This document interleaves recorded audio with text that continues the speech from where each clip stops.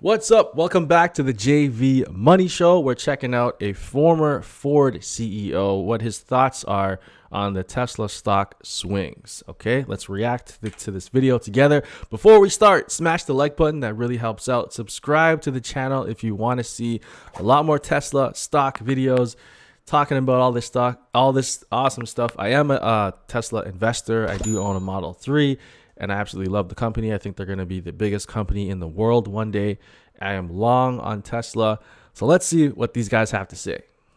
Tesla's 5-for-1 split last Monday. It's just really caused volatility to either stay the same, maybe even go up a little. One split did not. As of now, the stock is at 411. A wild ride over the past week and a half, including the worst day ever when the stock dropped 21%. That was Tuesday. Joining us now is Mark Fields, TPG Capital Senior Advisor. Worst day ever. Former CEO of Ford. You know, I'd ask you about the last week, Mark, but why just confine it to that? Just what do you make of the Tesla phenomenon over the past, I mean, why even go back 6 months? But let's stick with 6 months where we've just seen it just rocket to unbelievable levels. What do you make of that? Well, I think overall, what investors are doing is they're looking at electrification. They're looking at all these products that are coming to market. And they're saying, listen, electrification is for real. It is going to be the dominant form of propulsion years out in the industry. And they're looking at Tesla and they're saying, hey, listen, they have a very compelling brand. From a growth standpoint, it's upside for them. They built their plant in Beijing. They're finishing their plant. They're building their plant in Germany. Every new product they're introducing, whether it's the Cybertruck or their semi-truck, those are all incremental products. They're not replacing other products in their lineup. And I think they're also looking at two other things. They're looking at the competition. Yes, there's an onslaught of all these new models coming, but the software management that you have to master for electric vehicles is very difficult. And hold on, let me pause it there. I am super impressed by the former CEO. Former Ford CEO. Wow. That's amazing. He understands what's going on. And that is super, super rare. Former Ford CEO. Damn, they should get this guy back because he knows what the heck is going on. And he's able to speak like candidly about the competition. So because he doesn't work for Ford anymore. He knows how far Tesla is ahead. All the amazing products, the Cybertruck, the Model Y, the new gigafactories, the fact that Tesla makes money and puts that money into more gigafactories. Gets that money, puts it into more gigafactories, and then just scaling and scaling and scaling and spreading all around the world. It's such a brilliant plan that they're building gigafactories all over the world. It's unstoppable at this point, and I think a lot of investors are seeing that opportunity. At the heart, Tesla is a software company.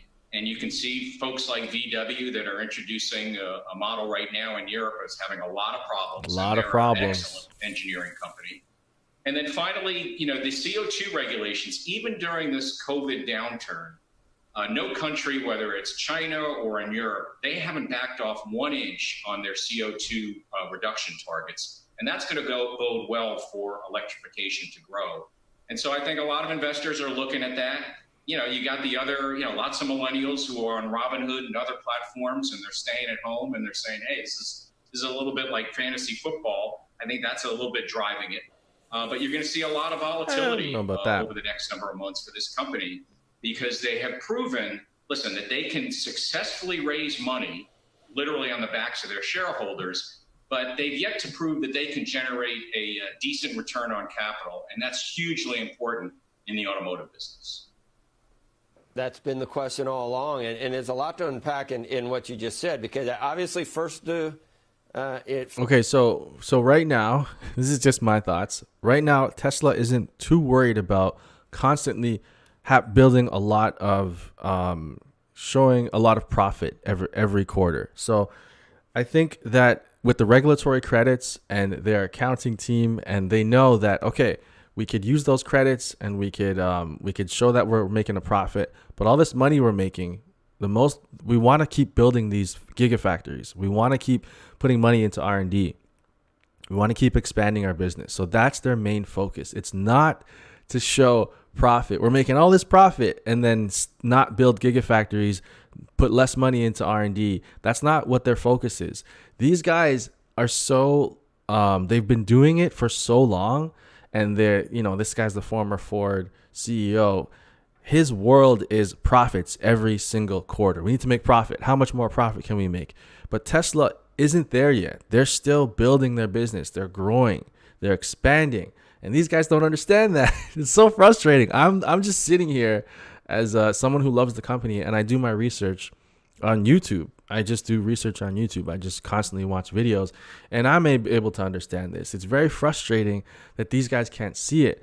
But like I said before, this is their world. This is their universe, and it's hard for them to kind of open up and be like, oh, okay, wow, okay, yeah, this is how to look at it. So very frustrating. Let's First go. to market, they have a lot of advantages with the batteries, but you wonder, and with technology, that's what we talk about all the time when we have some of the old line car guys on that say, look, GM is on their tail. And then we say, well, when you ask the question, is the technology comparable? And they kind of have to concede, no, Tesla is, miles ahead. But then, on the other hand, it didn't get in the S&P at this point because those profits, are they really profits if you factor out, regulatory and CO2 credits? And that's the return for investors that you're talking about. That's some old footage, man. It's nice to raise money, and it puts them, they have $5 billion more to develop things. But when do you actually see a return not dependent on regulatory or CO2 credits? You're exactly right. When you look at their business, they're selling these regulatory CO2 credits to the other OEMs that need them. So in effect, the legacy or the traditional OEMs are actually subsidizing the Tesla business for the time being. Because if you look at their first half profits, on a GAAP basis, they produced $220 million of profits. But during that time period, they sold $782 million these regulatory credits, which are basically 100% margins. So they're making money on the regulatory arbitrage as opposed to the basics of designing, manufacturing, marketing, and selling vehicles. Okay. And they're going to have to do that because they have to reinvest in their existing products. They're building the new products. Cash is super important. Wow, so frustrating. They have these short 4 minute, and they have to quickly get out what they're gonna say, and they get cut off at the end. It's ridiculous. Anyway, so yeah, like I was saying before, they're not out to just show profits every quarter, show that they're making huge amounts of money. Right now, they're about building gigafactories, reinvesting into the company, and if they can use these regulatory credits to show that they're making profit to get into the S&P 500 and please the shareholders. A lot of shareholders still, some of them are like, hey, not making profits, I'm out. So they're trying to please everybody. But people like us understand that it's not all about super big profits every quarter. They're not in it for that. They're just trying to scale. They're trying to grow their business. They're trying to use the regulatory credits to say, yeah, we're making profit, but let's use that money that we made to put into more factories and hiring the best engineers in the world. And so they're just focused on other things. And he started off well. He started off really well. I was really encouraged by that he understood what was going on. But the old school mentality of super big profits every quarter. And again, he was a Ford CEO, so that's his world. Hey, what's up, Emo? How's it going? It's my cat. Yeah, it's hard for him to get out of that and understand what they're growing a pretty new car company, and the future of cars are EVs, and a lot of investors are seeing that. And there's so much more to Tesla than just selling cars. There's the energy business, robo-taxi, insurance. There's the solar roofs. They want to become the next big energy companies. If you look at the top 10 biggest companies in the world in terms of revenue, I think 7 or 8 of them, I don't know about 7 or 8, but a lot of them are energy companies, either producing or creating, or distributing the energy. So Tesla wants in on that. So if they could They could get into the energy business. They already are. So that's, I think Elon, one of his goals is to be an energy company. So I think they just filed, not just a few months ago, they filed for some papers that allowed them to become an energy company. So that's in his scopes. So, and a lot of us know this. So that's, yeah. Okay. Thank you for watching, guys. If you like this video, subscribe, hit the like button. Let me know your thoughts in the comment section down below. Is this guy way off?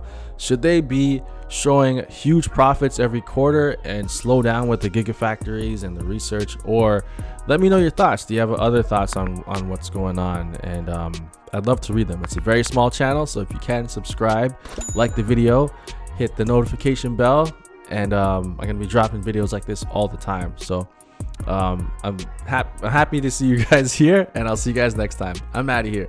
Peace.